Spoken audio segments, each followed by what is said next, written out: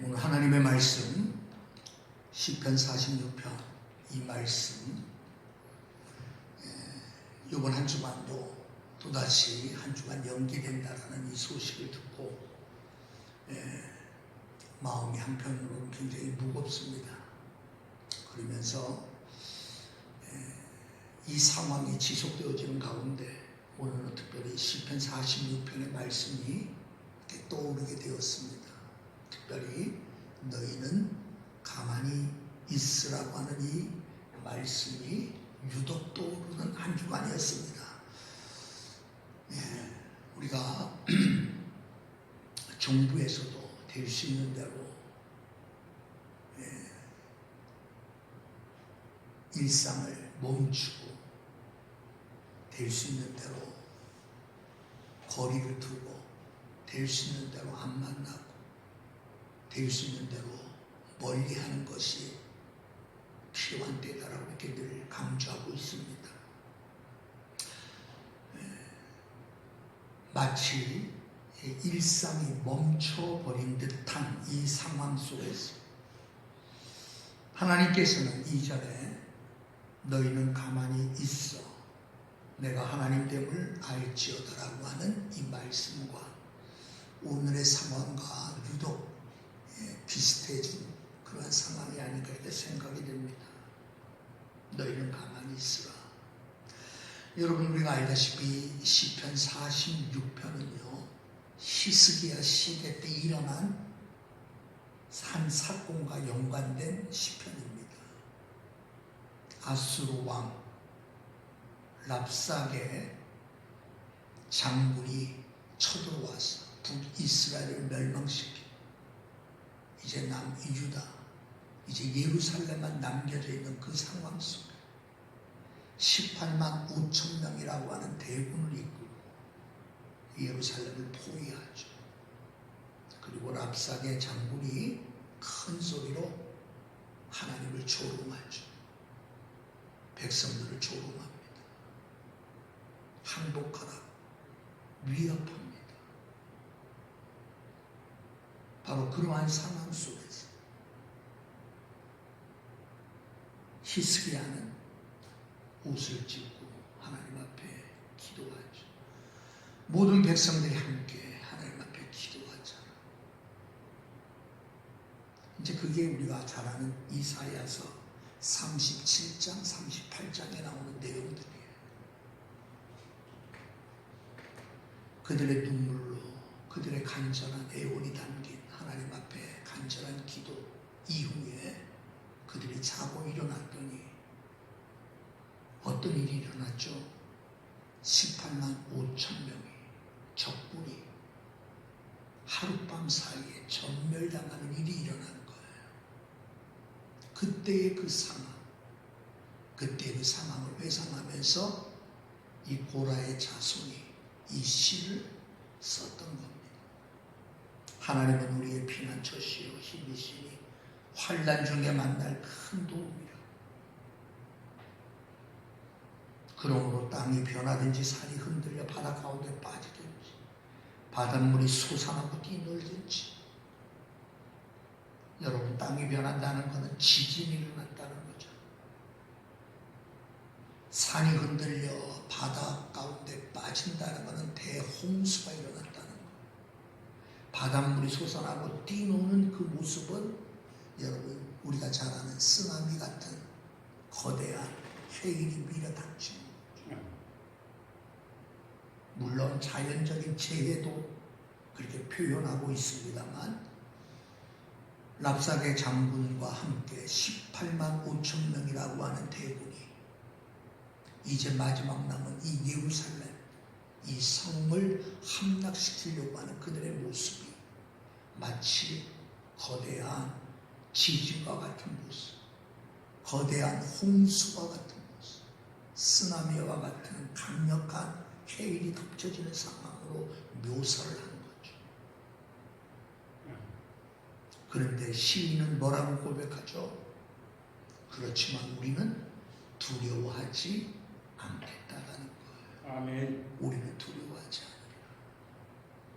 왜? 하나님을 믿기 때문이죠. 아멘.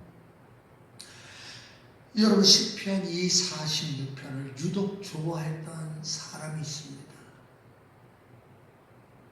그 사람이 바로 종교개혁자 마틴 루터입니다. 마틴 루터는 이 시편 46편을 너무 좋아했습니다. 늘 애송했고요. 어려움을 만날 때마다, 힘들 때마다 교황청을 비롯하여 당시 그 세력들, 거대한 세력들이 짓눌러 올 때마다, 목숨이 위태로울 때마다, 핍박이 심해질 때마다 그는 시편 46편을 큰 소리로 읽었다고 그랬죠.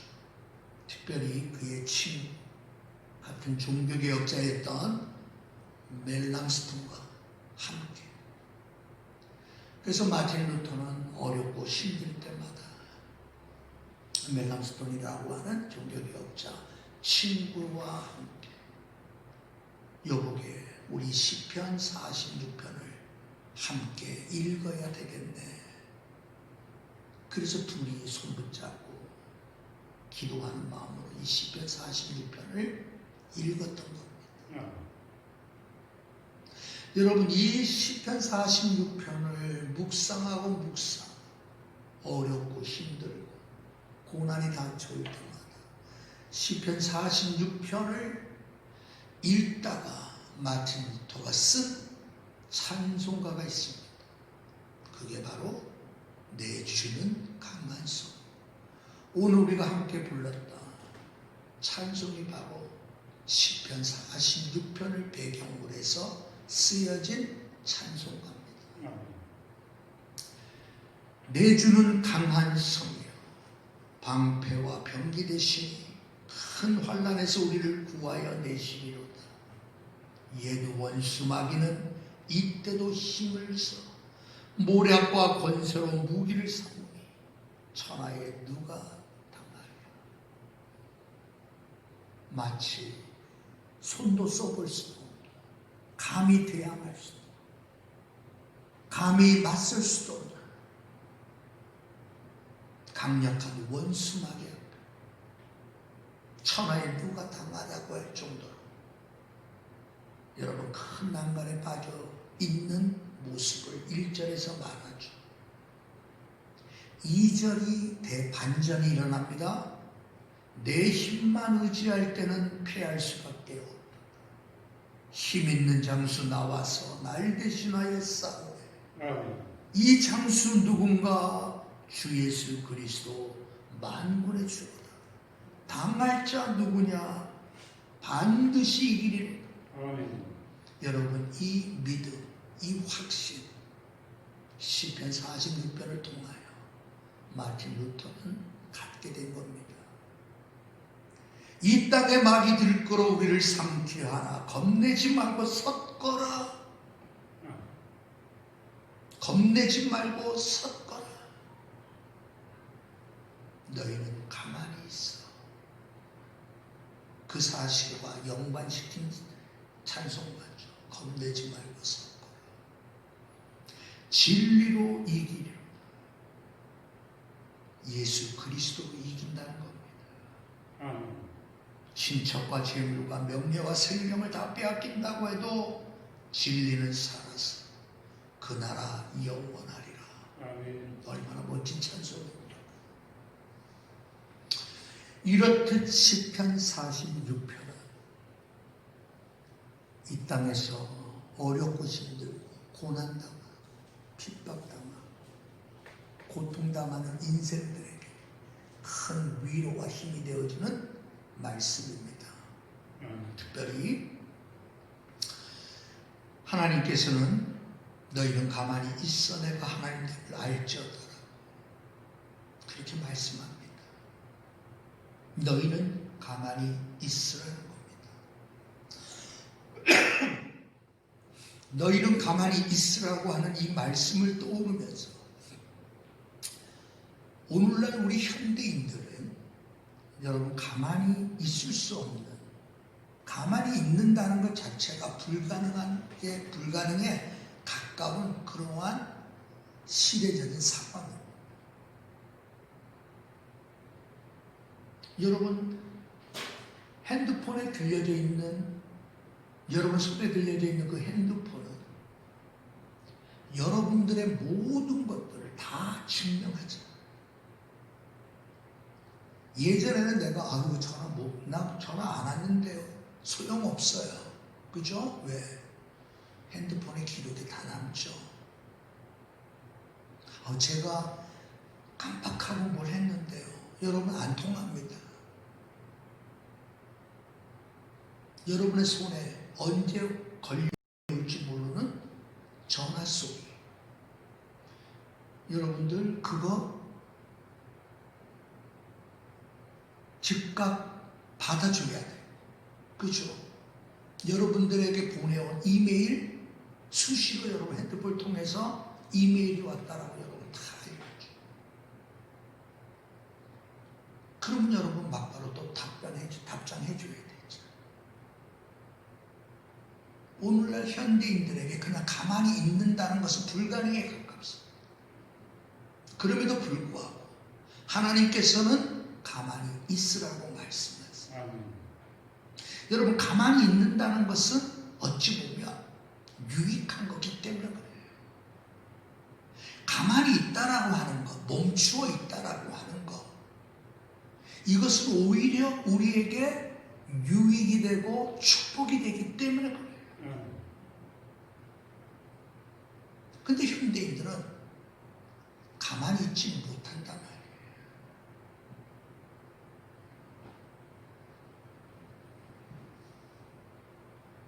여러분들 축구 경기하다가 이제 페널티 상황이 됐던 것들을 봅니다. 자, 골키퍼가 세 가지 중에 하나를 선택해요. 내가 왼쪽으로 움직일 건가? 차는 순간 내가 오른쪽으로 움직일 건가? 아니면 정중앙에 가만히 서 있을 것이다. 대부분의 골키퍼들이 페널티킥을 차는 선수를 향해서 차는 순간 왼쪽으로 뛰든지 오른쪽으로 뛰어요. 가만히 중앙에 물끄러미 서서 쳐다보는 골키퍼는 거의 없어요. 근데 통계적으로 보면요, 왼쪽으로 움직이거나 오른쪽으로 움직이는 것보다 훨씬 많아요. 거의 3배 가까운 확률이 골키퍼가 가만히 있는 것. 그러니까 이것도 연구한 사람이 있어요. 이스라엘의 심리학자이며 행동 연구가인 마이클 바일리라고 하는 학자가 거의 한 300명 가까운 골키퍼 상황을 연구를 한 거예요. 그러니까 대부분이 왼쪽으로 날린 골키퍼가 한 12% 정도가 공을 막아내요. 오른쪽으로 뛴 골키퍼가 한 14.6% 정도가 공을 막아내요. 근데 가운데 있어 가만히 있다가 그 공을 보고 막아낸 골키퍼가 33.4%. 그러면 여러분 확률적으로 가만히 있으면 왼쪽으로 뛰든 오른쪽에 뛰는 사람보다 거의 3배 가까이 막아내는 확률적으로. 그러면 다 가만히 있으면 되는 거예요. 그러면 셋 중에 하나는 막아낸다는 거죠. 근데 실제로 골키퍼들이 가만히 있는 경우는 극히 드물다는 거예요. 6.3%만 가만히 있었다는 거예요. 그러면서 여러분, 그 학자는 왜 그랬을까? 가만히 있으면 훨씬 많이 막아냄에도 불구하고 왜 골키퍼들은 왼쪽으로 아니면 오른쪽으로 몸을 날릴까? 왜 움직일까? 그걸 연구를 했더라고요. 그 이유는 중앙에 가만히 서 있는 것이 그들에게는 두려움으로 느껴진다는 거예요. 다시 말해서 내가 이 상황에서 무엇인가를 해야만 된다라고 하는 그 당위성 때문에 그들은 움직인다는 거예요. 무엇인가 하고 난 다음에 꼴을 먹어도 비난을 안 받는다는 생각을 갖는다는 거예요. 그냥 아무것도 안 하고 그냥 물끄러미 쳐다보고 있다가 꼴을 먹으면 요거도 먹는다는 거예요. 그러니까 무엇이든지 움직여 본다는 거예요. 그래서 그분이 액션 바이러스라고 하는 표현을 씁니다. 코로나19 바이러스만이 아니라 우리에게는 액션 바이러스라는 것이 있다는 거예요. 가만히 있는 것 자체가 두려운 거예요. 가만히 있는다는 것 자체가 너무 힘든 거예요. 가만히 있는다는 것 자체가 심리적으로 너무 압박이 된다. 그래서 사람들은 그냥 무조건 뭐든지 한다는 거예요. 그게 액션 바이러스라고 그렇게 말하더라고요. 여러분, 우리에게는 액션 바이러스가 있어요, 없어요? 다 있을 겁니다. 한 예를 들면, 여러분, 정말 내가 마음에 기도하고 싶은 마음이 일어나지, 정말 간절히 하나님을 부르고 싶은 마음이 없어도 아이고 주일날이니까 교회 가서 예배해야지. 여러분, 그거는 액션 바이러스. 그렇죠. 정말 하나님 앞에 하나님 주신 거 너무 고맙습니다. 너무 감사합니다. 주님이 베풀어 주신 은혜를 생각하며 제가 이것으로 주님의 은혜를 표현하고 싶습니다. 여러분, 해서 드리는 헌금과 의례적으로 여러분 그냥 주머니 속에서 꺼내진 그 헌금과는 비교가 안 되겠죠. 근데 여러분, 어떠한 상황 속에서 우리가 멈추어서 무엇인가에 집중한다면 그거는 여러분 지혜로운 거예요. 그렇기 때문에 멈춤도 지혜로운 행동이 되는 겁니다. 움직인다고 해서 되는 게 아니에요. 그렇죠? 왜 하나님은 이스라엘 백성들에게 너희는 가만히 있으라라고 말씀했을까? 우리의 섣부른 행동들, 의미가 담겨져 있지 아니하는 행동들, 진심이 없는 행동들, 액션 바이러스에 우리가 감염돼서 체면 때문에,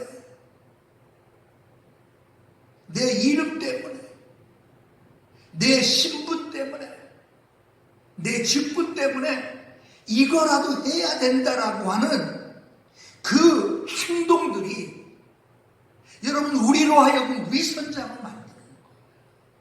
거짓말쟁이로 만드는 거예요.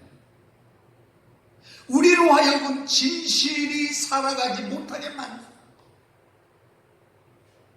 너희는 가만히 있으라라고 하는 그 말씀은 저는 그렇게 해석하고 싶어요.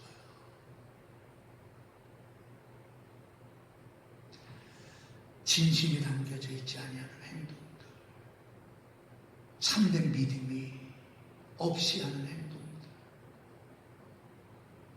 사람의 눈만 가리우게 하려고 하는 그런 행동들,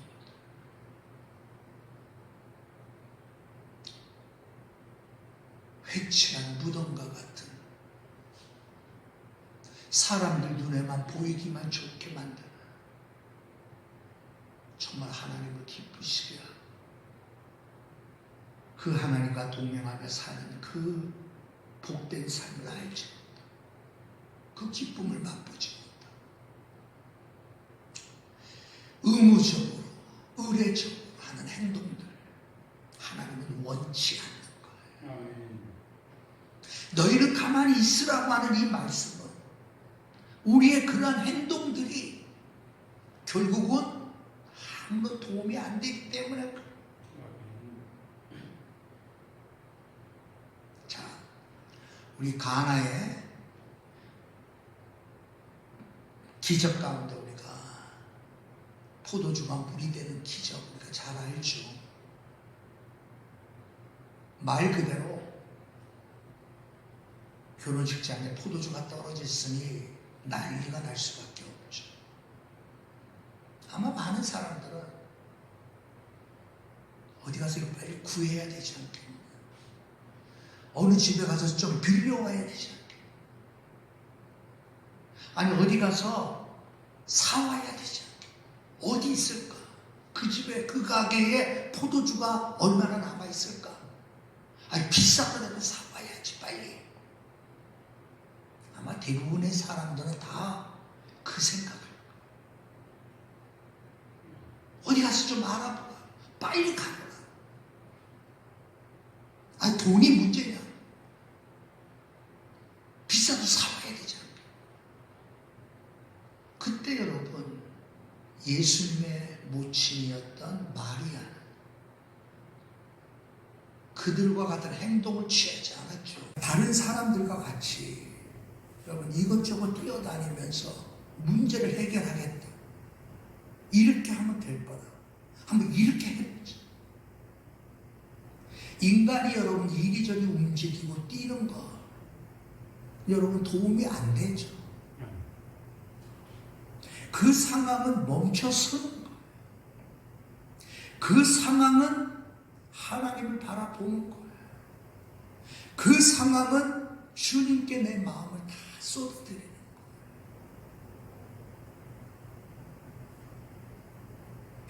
우리나라 속담 가운데 여기에 딱 맞는 속담이 있어요. 여러분들도 들어보셨을 거예요. 참깨가 100번, 1000번 구르는 것보다 호박이 한 번 구르는 것보다 낫다라는 속담이 있죠. 많이 들어보셨을 거예요. 여러분 그 조그만 참깨가 100번, 1000번 구르는 것보다 여러분 큰 호박이 한 번 구르는 것보다 낫다. 맞죠? 우리 하나님이 여러분 호박보다 더 크시잖아요. 여러분 인간이 해보겠다고 이리저리 뛰어다니는 그 순간 아무 소용없어요. 아니, 여러분 모세를 보세요. 민족을 여러분 사랑한다, 민족을 돕겠다, 그 혈기가 왕성했던 그 40의 나이에 그가 한 행동은 결국 뭐였어요? 실패였어요. 그가 한 행동은 정의롭고 의롭게 보였고 민족을 학대하고 고통하는 애굽 사람을 쳐 죽인 것 어찌 보면 시원한 일이었을지 몰라요. 그러나 결과는 아니었죠. 여러분 성경에 수많아요 그런 일들이. 아브라함 같은 경우도 있어요. 하나님께서 내 몸에서 내 자손을 낫게 해주겠다는 약속을 주셨지만 여러분 기다리지 못하고 어떻게 되죠? 하갈의 몸에서 이스마엘을 갖게 되죠. 결국 여러분 그 행동은 하나님의 약속을 13년간 늦춰지게 하는 그러한 결과를 가져오게 되었어요. 왜 하나님은 우리로 하여금 너희는 가만히 있으라고 했을까? 믿음이 없는 우리의 행동들은 아무 소용이 없어요. 참된 신앙이 없는 우리의 행동들은 아무 도움이 없어요. 오히려 하나님의 일을 가로막는 일이 돼요. 성령님이 행하실 놀라운 일들을 우리의 어설픈 행동으로 여러분 가로막는.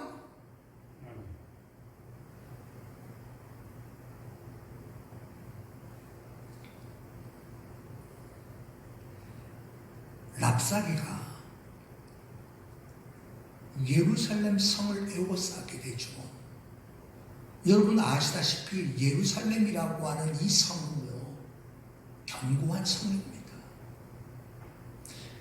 그러니까 여호수아 때 가나안을 정복하라고 하셨던 그 정복할 때 가나안 중심에 있었던 이 예루살렘만은 정복 못했어요. 왜? 고지대입니다. 그리고 여러분 그 성은 천혜의 요새와 같은 성이에요. 그러니까 예루살렘은 결국 다윗 시대에 와서야 예루살렘을 정복하게 돼요. 그만큼 난공불락이 예루살렘입니다. 근데 그 예루살렘에는 한 가지 단점이 있어요. 여러분 그 예루살렘 성에는 강이 없어요. 시내가 흐르지 않아요. 말 그대로 여러분 그들에게 필요한 식수, 생활 용수는 성에 나와야 돼요. 그래서 기온 골짜기에 있는 곳에 가서 물을 길어야 돼요. 그러니까 랍사게가 알죠. 저 성을 포위만 하고 있어도 저 성에서 나오는 사람들 우리가 지키기만 하면 저들은 이제 그곳에서 꼼짝없이 죽게 될 거야. 항복할 수밖에 없지. 여러분 그 생각 갖는 거예요. 그러니 도간에 든 쥐일 수밖에 없죠.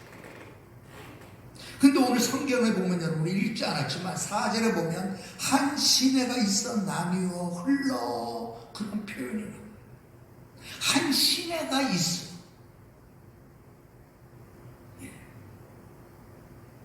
여러분 요 시내는 자연으로 만들어진 시내가 아닙니다.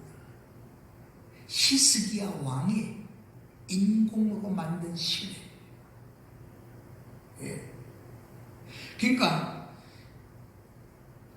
이 시내는 어떠한 것을 말하는가 하면 아까 말씀드렸던 기혼샘에서부터 흘러나오는 그 물줄기를 수로를 따라 예루살렘 안으로 들어오게 하는 수로를 히스기야 왕이 만들어요. 그것이 모여있는 것이 우리가 잘 아는 실로와 연못입니다.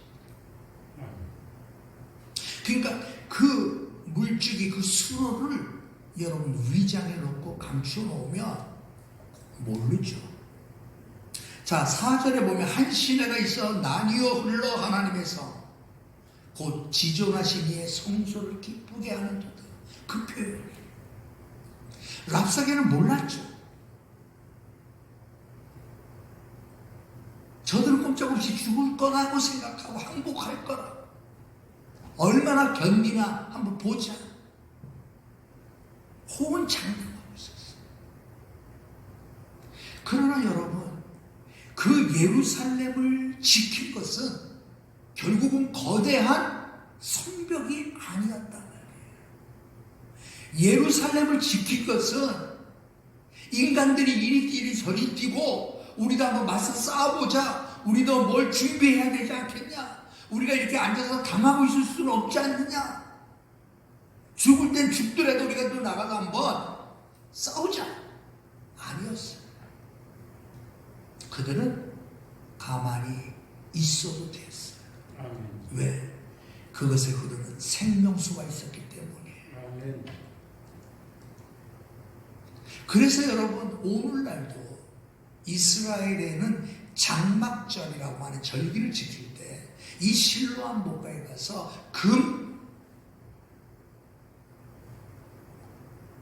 물든 거, 예? 그죠? 항아리, 예?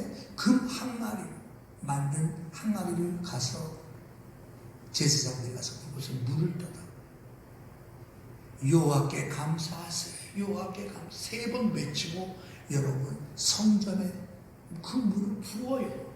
그게 장막전에 행했던 중요한 의식이었어요. 바로 이때를 회상하는 겁니다. 여러분, 오늘날 우리를 지켜주는 것은 견고한 성이 아니에요. 돈이 아닙니다. 높은 지위가 아니고. 오늘날 여러분, 쓰나미와 같은 우리의 인생에 닥쳐오는 고난, 위기, 어려움들을 방어해내는 것은 내가 쌓아놓는 견고한 성이 아니고 내가 준비한 세상의 것들이 아닌 기원샘에서부터 흘러나왔던 그 생명의 물줄기가 예루살렘을 지켰듯이 오늘도 여러분 주님으로부터 흘러내리는 목마른 자들아 다 내게로 오라. 너희의 배에 생수의 강을 흐르게 하리라고 하셨던 주님으로부터 흘러나오는 생수의 강이 우리를 살려내는 줄로 믿습니다. 아멘. 그렇기 때문에 우리는 가만히 있는 거예요.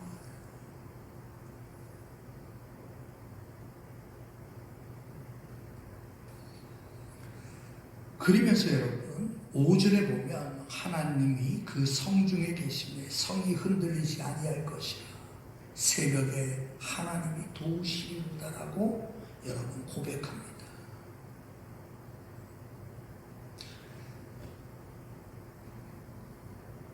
히스기야와 온 백성들의 간절한 기도, 철저한 회개와 하나님 앞에 울부짖는 그 기도를 통해서 그들은 하나님에 대한 신뢰를 더 갖게 됐어. 이제 우리는 하나님만 의지할 수밖에 없다. 우리를 이 상황에서 건져주실 분은 하나님밖에 없다.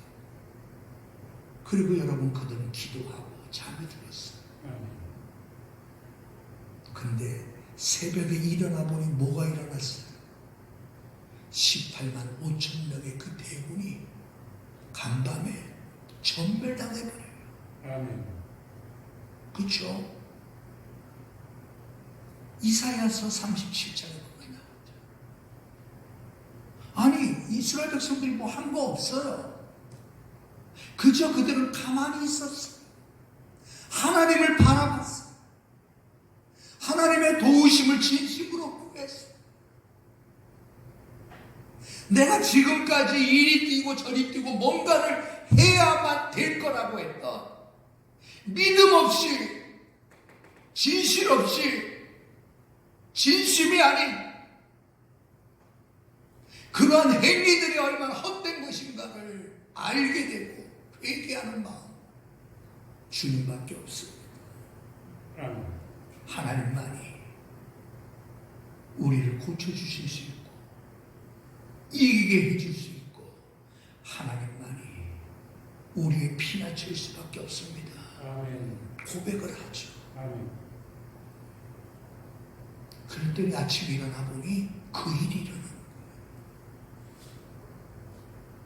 여러분 우리는 보통 아침에 해 뜨면 하루의 시작으로 여기잖아요. 그죠? 근데 유대인들은 아니죠. 하나님께서 천지를 창조하실 때도 그랬잖아요. 우리는 아침이 되고 저녁이 되면 하루예요. 근데 유대인들은 저녁이 되고 아침이 되니 하루예요. 무슨 말이에요? 우리가 잠자고 있는 아무것도 안 하는 거, 할 수도 없는 그 일, 그때 하나님은 하시는 거예요. 아멘. 우리는 왜 가만히 있어야 돼요? 내가 해서 될 일이 아니기 때문에 하나님만이 하실 수 있는 일이기 때문에 그분은 새벽에 우리를 도우실 분은 그분밖에 없기 때문에 아멘. 여기에서도 여러분 마지막에 뭐라고 말씀하는가 하면 야곱의 하나님은 우리의 피난처 시로다라고 여러분 야곱의 하나님이라고 표현할 때는 다른 이유 없어요.